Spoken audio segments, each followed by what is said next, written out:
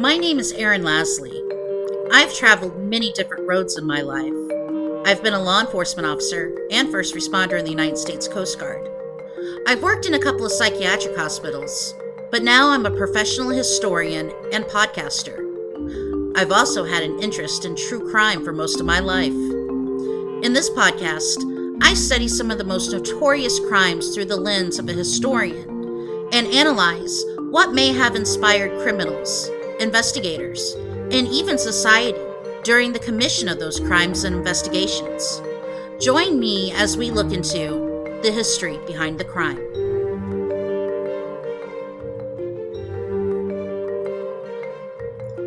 Welcome back to the history behind the crime. I want you to forgive me. I'm going to start this episode off a little bit heavy, but my heart is still aching. I think we all know now that 2 weeks ago in Colorado Springs, a gunman killed 5 people and wounded several others at an LGBTQ nightclub. Every time there's a mass shooting, my heart absolutely breaks. And I think many of us feel helpless because these shootings like this, they occur all the time in the United States. We'll argue over gun control for a few weeks, and then we go back to our everyday lives. In this case, I don't think it's difficult to ascertain the shooter's motive. And no, I'm not going to name the shooter on this podcast. We should not and cannot tolerate hate. We cannot even tolerate hate rhetoric. It's in the news every day, a politician or a celebrity tweeting hateful speech about the LGBT community, calling gay men an abomination, or saying lesbians can't be true mothers. These same people try to roast the United States military and call it feminized because it welcomes LGBTQ soldiers, sailors, and airmen into its ranks. These same people call drag queens perverts when these wonderful people volunteer their time to read to children in libraries.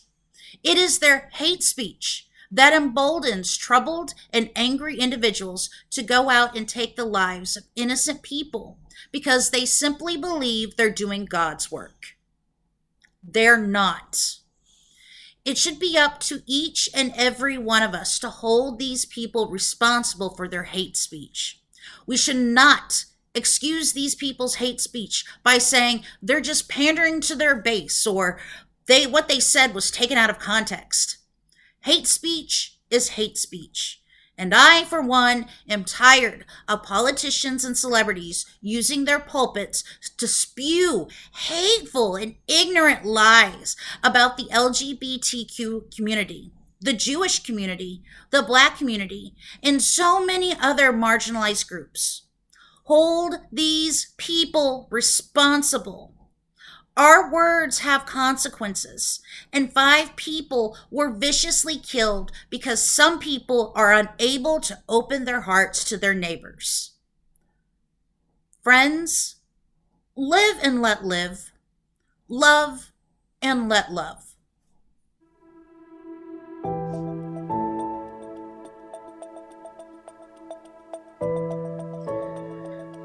This episode, I was talking to my mother a while ago about it, and it really got me thinking, that would actually make a pretty good episode. And even more, it's the 30th anniversary that this happened. So I want to get into that this time. And my first question to you is, have you ever bought a bottle of pain pills, pain reliever, at the store and try to open them at home and wonder, why the hell is it so difficult to open the damn box because the glue on the flaps is so strong?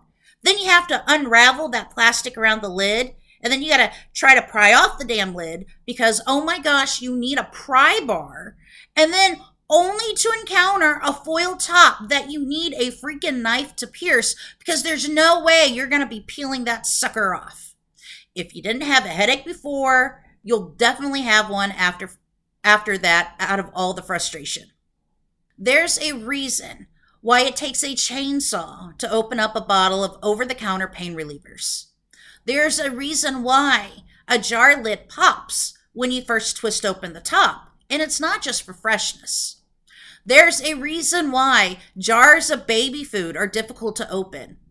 And there's a reason why messing with consumer products incurs the wrath of the FBI, and that all started with one man or one woman. We don't know who they are, but they ruined it for the rest of us. For those of you who have never known a world without foil seals, shrink wrap, or easy to open jars, there was a time of immediate gratification. Just pop the top and off you go. As you know, this is when I get into a little history, and I can't believe I spent time studying the history of packaging. Packaging, of all things. I even debated on how far back I would go, but I would be remiss if I didn't go all the way back to the beginning. And we're not going to talk about this for long. It's just, a little interesting history. So we're going to go back to hunters and gatherers. Imagine bartering with your neighbor for some nuts or something, and they wrap them up in leaves.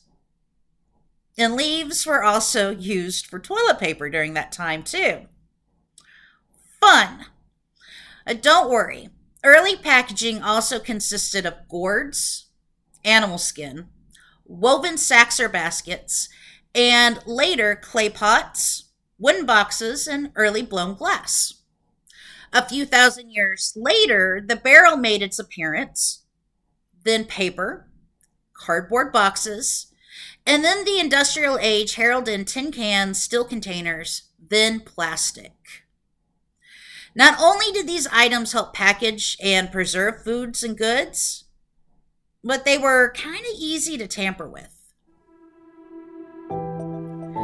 Early cases of product tampering were mainly one person wanting to do harm to a specific person through the use of poison. Though I did watch an episode of Miss Scarlet and the Duke the other night. Oh my God, Stuart Martin, where she investigated a case where someone poisoned medicine bottles to elicit ransom money. And oddly enough, we're going to get into that a little bit later. All throughout history, people have used poison drink, food, or medicine in order to get rid of someone. I mean, we all loved the Purple Wedding in Game of Thrones when Joffrey was finally done in by poison. Oh gosh. It was like the second most satisfying scene in the show next to, Ramsay getting eaten by his own dogs. But I digress. Murder by poison is nothing new.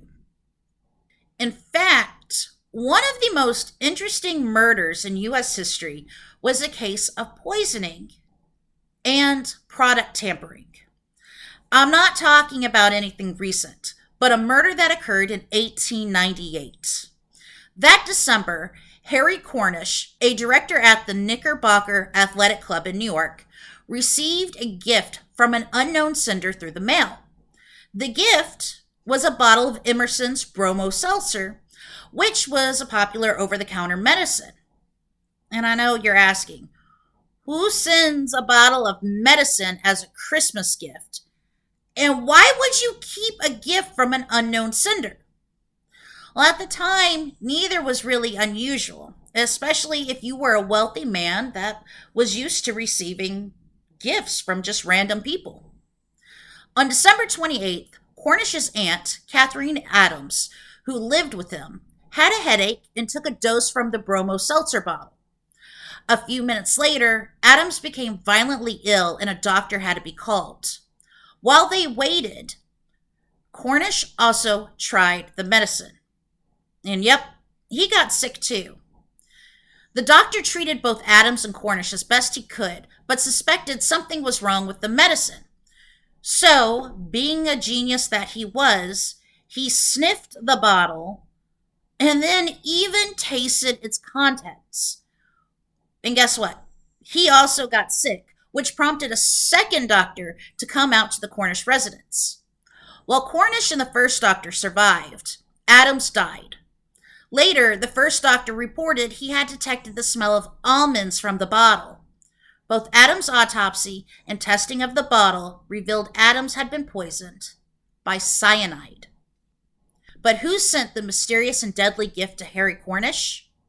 Who wanted Cornish dead? Investigators fingered chemist Ronald Molyneux, who had plenty of access to cyanide, and also had feuded with Cornish over Cornish expelling Molyneux from the Knickerbocker Athletic Club. And there were also rumors about a love triangle as well. This wasn't even Molyneux's first murder by poison either. A few weeks before Cornish's ominous gift arrived, another member of the club, Henry Barnett, had received a bottle of laxatives. Once again, who gifts laxatives? Anyways, he died after taking them. The cause of death? Cyanide. Molyneux was tried for the death of Catherine Adams, but evidence of Barnett's murder, which Molyneux hadn't been charged with, was presented during the trial and sealed the deal for the jury. Molyneux was found guilty and sentenced to death. But wait, sports fans, that's not where the story ends. Some of you more legal eagles have been sitting there with a little smile on your face because you know where this is going. The conviction was appealed to the New York Court of Appeals, who overturned the conviction in the summer of 1901 because they decided evidence of other crimes is not admissible in court. Meaning, a prosecutor cannot admit evidence from a previous crime to demonstrate a defendant's guilt in the crime being tried. Molyneux was tried again for Adams' murder in the fall of 1901, but this time was found not guilty. The Molyneux rule is still tested and argued in criminal trials today. Not all product tampering is conducted by an individual out to kill a specific target. Sometimes it's the work of a terrorist organization out to make a statement. When you think of terrorist attacks in 1978, generally we think of plane hijackings, but the Arab Revolutionary Army, a pro-Palestinian group, had a different plan in mind. Their goal was to economically impact Israel rather than use a bomb. Their weapon of choice was produce. Jaffa oranges from Israel, to be exact. The Arab Revolutionary Army's weapon of choice was to inject elemental mercury into oranges. In the Netherlands, a schoolboy discovered the mercury while peeling the orange, and he and a few others were rushed to the hospital where they had to have their stomachs pumped. Thankfully, the boys were fine and were released from care the same day. But a police officer and 4 others in West Germany were treated for mercury poison after eating oranges, and tainted oranges were found in 6 other European nations. The Arab Revolutionary Army sent letters out to various governments claiming responsibility for the attacks and said Palestinian workers were working in the Israeli groves and poisoned thousands of oranges. And they also said the attacks would continue until Europe stopped its economic support of Israel.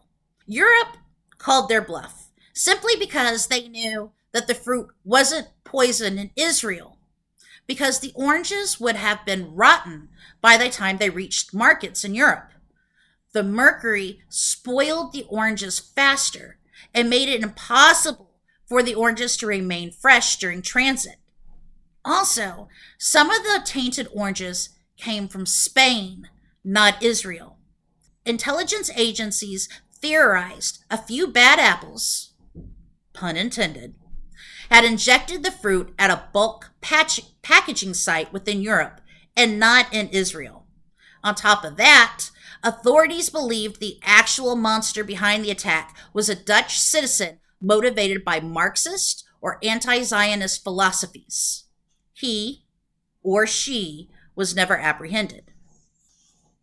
Now, before you get the bright idea to inject mercury or anything else into a bulk supply of citrus treats, there are countermeasures in place to stop such attacks.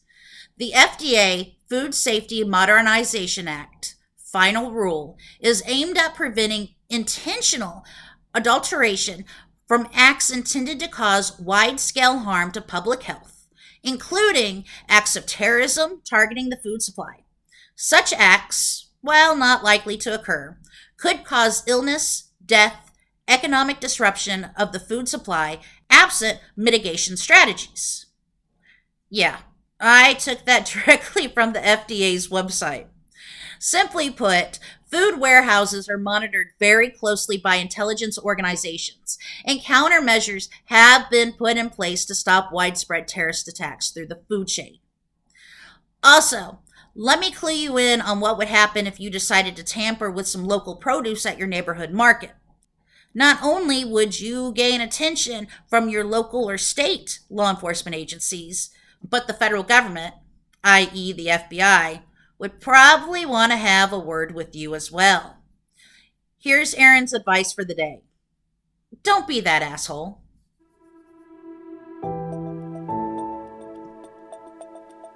When we talk about food and drug tampering, the first case that is always brought up is the 1982 Tylenol Murders. In fact, if you Google product tampering, you will come across pages and pages of Tylenol murder articles before you even get to anything else. Before September 1982, all you had to do to open up a bottle of Tylenol was simply unscrew the cap, and there you go. There were no boxes with He-Man strength glue, no plastic around the outside, no pry bar caps, and no foil that took a steak knife to get through. You could open a bottle of Tylenol in the store and put it back on the shelf, and nobody would know. And that's what happened in Chicago. On September 29th, 12-year-old Mary Kellerman told her parents she wasn't feeling well and stayed home from school with a head cold. Early that morning, Mary took a Tylenol extra strength capsule and almost immediately started coughing and then collapsed. Mary was rushed to Alexander Brothers Medical Center in Elk Grove Village, but she was in cardiac arrest by the time she reached the ER. There was nothing the doctors could do to save Mary's life, and she died just before 10 that morning. Across town in Arlington Heights, 27-year-old Adam Janis took 2 extra-strength Tylenol capsules from a bottle he had bought the day before. His wife found him clutching his chest, and she ran to get the neighbor, who was also a nurse. An ambulance was called, and Adam was rushed to the hospital, but he died at 3:15 p.m. Adam's devastated family gathered at his home to comfort the widow. Adam's 25-year-old brother, Stanley, complained of back pains, and Stanley's 19-year-old wife, who had just married a few months before, Teresa, complained of a headache, and both took Tylenol capsules from the same bottle Adam had purchased. Soon, Stanley and Teresa complained of severe pain and collapsed. They were both rushed to the hospital, and doctors feared something biological was at play because 3 members of the same family had gotten sick and had the same symptoms. The family was quarantined in the hospital. Both Stanley and his wife died, but no one else in the family got sick. Hours before, in Winfield, 27-year-old Mary Reiner was about to sit down and feed her 6-day-old son, but she had a pounding headache. Earlier, the doctor told her that it was fine to take a couple of Tylenol, and she purchased a bottle that day. She took 2 capsules and immediately began to get dizzy before she collapsed. An ambulance was called and took Mary to Central DuPage Hospital, where she was put on life support, but died the next day. Later that evening in Lombard, 31-year-old Mary McFarland, single mother of 2, was working at the Illinois Bell telephone store in a shopping center when she escaped into the back room because she had a nagging headache. Though the store provided generic pain relievers, Mary had her own bottle of Tylenol and took 2 pills in order to get rid of the frustrating headache. Mary shortly collapsed on the storeroom floor, and paramedics were called. When asked if Mary had taken anything, a store associate said Mary had taken 2 Tylenol capsules. Mary was taken to Good Samaritan Hospital, where she suffered a stroke and later died. In Chicago, 35-year-old flight attendant Paula Prince arrived at O'Hare and had some exciting news for her friend, who wouldn't get into town for another hour or so. Mary left a note for her friend and stopped by Walgreens before she continued on home. Paula bought a bottle of extra strength Tylenol and continued her way to her house. She changed into her nightgown and took one capsule. 2 days later, Paula's sister and Paula's friend discovered her body. At the funeral, a man approached Paula's friend and said he had met Paula in Las Vegas, fallen in love, and planned to get married. It was the news Paula couldn't wait to tell everyone. At first, it was difficult to connect the 7 deaths. Most were in different Chicago suburbs and were taken to different hospitals. It was smart first responders and a determined nurse who made the connection between the victims, and that connection was Tylenol, recently purchased from 4 different stores in 4 different neighborhoods. Analysis of the victims' blood samples and of the capsules in the Tylenol bottles revealed a disturbing discovery: cyanide. Johnson & Johnson, the manufacturers of Tylenol, immediately found that the bottles of Tylenol were produced in Pennsylvania and Texas, which made it unlikely that the tampering took place at the manufacturers, and it was more likely someone tampered with the bottles at the stores in the Chicago area. Investigators also uncovered a few more unsold bottles of tampered Tylenol. News of the murders and warnings about tampered Tylenol dominated the news coast to coast, and police with loudspeakers roamed neighborhoods warning people not to take Tylenol. While this may seem odd to you and I, this was a time before the 24-hour news cycle and cell phones. Johnson & Johnson ceased all production of Tylenol and issued a total recall on October 5th.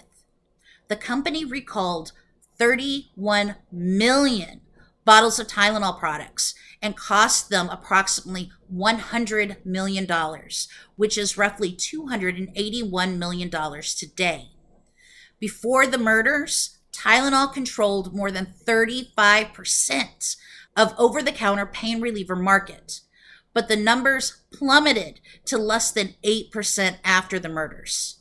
Needless to say, Tylenol took a big hit, even though they did everything they could to keep people safe, including launching several commercial ads warning people not to take their own products, and offered to exchange the capsules for the solid pill form.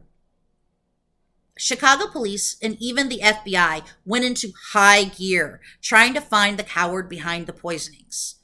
Who would do such a thing? Well, our old friend, FBI profiler John Douglas, created a profile of the offender. And I'm actually going to read quite a bit of it now.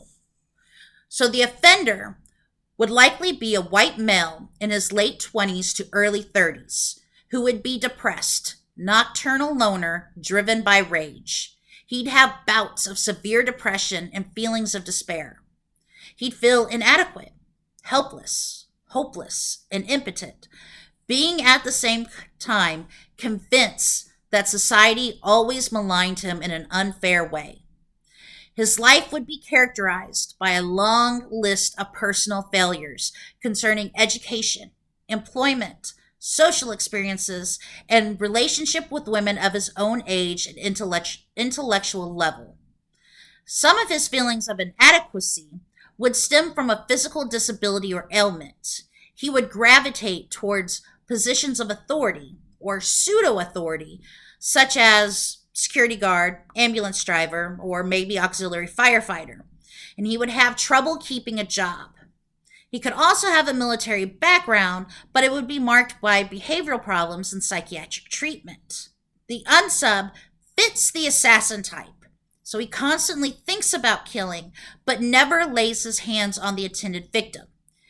He committed this type of crime as a result of precipitating stressor he suffered in mid-September of 1982, such as the loss of a job, wife, girlfriend, or possibly a parent. His MO suggests not particularly organized or methodical offender, but rather a sloppy, distracted personality. And Our friend John Douglas is throwing some pretty good shade on this guy. So, anyway, this would be reflected in the car he drives, possibly a police type large Ford sedan, which would represent strength and power, both of which he lacks. Though it can't be completely excluded he is a disgruntled employee or former employee of Johnson & Johnson, McNeil Consumer Products, or the targeted drugstores, it is more likely that the offender was motivated by general rage and resentment against a society that had wronged him or ignored him. Likewise, the choice of Tylenol might or might not be significant. In all probability, he would have written letters concerning his perceived wrongs to people in positions of power, such as President Ronald Reagan or Chicago Mayor Jane Byrne.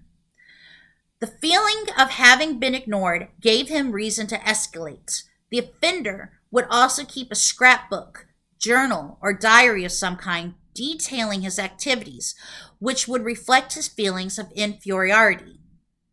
Post-offense, he would talk with people, also people directly involved in the case, such as police officers or even drugstore clerks, about the poisonings, and would probably revisit the stores where he planted the poison capsules, along with the victims' graves. He would even go so far as to survey their homes. He would also inject himself into the investigation, volunteering for helping the police and maybe participating in night vigils. Contrary to other types of offenders, he would feel remorseful and emotionally distraught if comforted with the consequences his actions had on the victims he depersonalized. So, it sounds to me that this offender is a whiny little bitch and probable incel who probably thinks he's life's victim rather than taking personality for his own problems. At any other time, I would say that was kind of harsh, but the coward killed 7 people, so I'm not feeling too generous here. During the investigation, police homed in on James W. Lewis, who, stupidly enough, sent a ransom letter to Johnson & Johnson taking credit for the poisonings and demanding a payment of $1 million to stop the poisonings. Lewis was arrested, tried, and convicted of extortion, and he was sentenced to 10 years in prison. Lewis claimed he was just mad at Johnson & Johnson because they had slighted his wife, who used to work for the company. Even more interesting, Lewis sent threatening letters to, guess who, Ronald Reagan, and threatened to bomb the White House and continue the Tylenol murders. Though physical evidence couldn't be found against Lewis, the Chicago Police Department and the U.S. Justice Department are convinced Lewis is behind the murders, and as early as this past September, made another push to find more evidence against him. There have also been several other people, including Ted Kaczynski, the Unabomber, who police suspected of the murders, but Lewis remains at the top of the list due to the sheer amount of circumstantial evidence against him. After the murders in Chicago, both Tylenol and the U.S. government took steps to reduce the chances of product tampering. Johnson & Johnson developed new product protection methods. Yeah, the industrial strength glue, lids, and foil seals. And they also did away with capsules and introduced the tablet coated with the easy-to-swallow gelatin. The new tablet was more difficult to tamper with than the easy-to-open capsule. In 1983, Congress passed the Federal Anti-Tampering Act, also known as the Tylenol Bill. It made product tampering a federal crime, and ergo, the FBI would be after your ass and not just the locals. In 1989, the FDA established federal guidelines for manufacturers to make all such products tamper-proof, which explains why so many things have plastic safety seals on them now. The passing of legislation and tamper-proof seals are not the only fallout from the murders. As you can imagine, Given the sheer number of stupid and horrible people in this world, the case gave a few other people some really nasty ideas. Throughout the 1980s and 1990s, copycat cases popped up around the US, from people slipping cyanide into medicine at the stores and spouses poisoning one another and blaming it on tampered medicine. Most of those cases were solved, and those offenders got lengthy prison sentences. There's even a Forensic Files episode about the case of Stella Nickel, who poisoned her husband and another woman by lacing Excedrin with cyanide. Oddly enough, she was caught because of a fish tank. I know, you're just going to have to watch the episode. Tylenol did eventually make a complete comeback within a year, generally because they behaved in a way we want all businesses to. They were honest and put people before profits. Within a year, Tylenol gained more customers than they lost. However, 7 people still lost their lives to a killer's cowardly act, and their families have yet to receive justice for their losses. It is my hope those families receive answers to a long-asked question. Why? If you've been following the news, you know about the deaths of 4 university students in Idaho, and I will definitely be keeping a close eye on that case. But I want to draw your attention to a case that has been unsolved for 20 years and has been back in the news not only because of an episode of Unsolved Mysteries, but also because law enforcement needs the public's help. On November 9th, 2002, Joshua Guyman, a 20-year-old college student, left a small party at an apartment on campus of St. John's University, Minnesota, and was never seen again. Friends assumed he had walked back to his dormitory, but when Joshua didn't show up for class the next day, his family, friends, and law enforcement began to search for him. Joshua didn't just walk away. He left his coat, car keys, wallet, and even his glasses behind.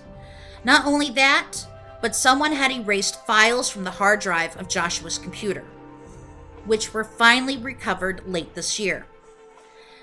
The missing files were photos of men, and the Stearns County Sheriff's Department needs the public's help to identify these men. They don't necessarily believe the men are suspects, but want to question them just in case they have information about Joshua. Even more eerie is that 2 other college students, Christopher Jenkins and Michael Noe, also disappeared from Midwest college campuses in the fall of 2002, but their bodies were found. Initially, both deaths were ruled as drownings, but later on, Christopher's death was reclassified as suspicious, and law enforcement still have questions about Michael's death. Today, Joshua would be 40, and at the time of his disappearance, he was 6 feet tall, weighed 176 pounds, blonde hair, blue eyes, and had a 4-inch scar on his shoulder. I'll post a picture of Joshua and the men investigators want to identify on Instagram. If you have any information about Joshua's disappearance or the men in the photos, please contact the Stearns County Sheriff's Office at 320-259-3700. If you are uncomfortable going directly to the police, you can contact me at thehistorybehindthecrime@gmail.com or on Instagram at thehistorybehindthecrime. Someone out there knows something. You may not, but you may know people who do. Share Joshua's story with them. So that wraps up another episode of The History Behind the Crime. The holidays are upon us, and if you haven't noticed, my episodes are posting a bit infrequently because of the holiday chaos, waiting for my new equipment to arrive that I purchased on Black Friday, and also my wonderful, wonderful day job. Please bear with me as I research, write, record, produce, and edit all on my own when I'm not working or taking care of two of the cutest pups in the world. Anyway, I'll be back next time talking about a law enforcement technique that has inspired some of our favorite movies and TV shows. Until then, friends, do me a favor. Take care of yourselves and take care of each other. Bye.